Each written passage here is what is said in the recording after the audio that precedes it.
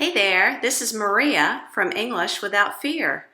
Today's video is addressed to you, the teachers, to you, the coaches, tutors of English language learners, and I'm going to talk about how important it is to repeat and repeat and repeat words and chunks of language.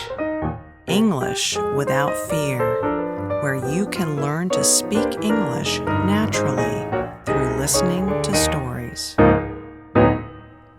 Last week, I went to visit my mother-in-law who lives in Seattle. Mom likes fresh flowers, and Seattle has an abundance of fresh flowers grown locally that are cheap. I wish I lived there for the flowers. But the one she buys every week from the grocery store is a flower called Alstroemeria. Now, I want you to know why I'm bringing this up. Alstroemeria is a word that has taken me years to be able to say spontaneously because I visit my mother-in-law quite often, and I always have to ask her, what's the name of that flower? And I can't remember it. But this time I did. I got it after the first time when she reminded me again, Alstroemeria.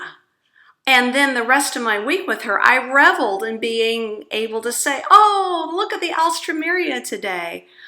And I thought, what a good illustration of how much repetition we all need for even words in our own language, our mother tongue. You know, brain research taken from cases with, I guess it's occupational therapists who help stroke victims regain their speech.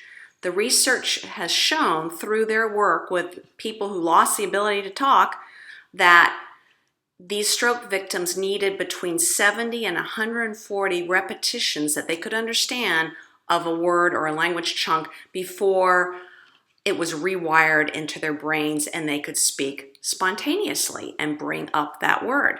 So our English language learners, or anybody learning an L2, need lots and lots of repetition. Well, how much? How do you know when you've given them enough? Well, just like my example with Alstroemeria, when you hear or see in writing from your learner the free production without any prompting of the word or language chunk, then you know they have had enough repetition of that particular segment of the language.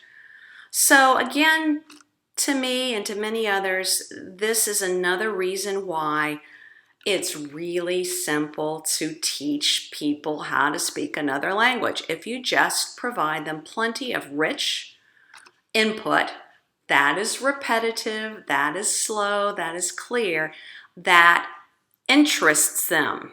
So it's either about themselves, their lives, or about something that catches their interest, like a hobby or a craft or anything.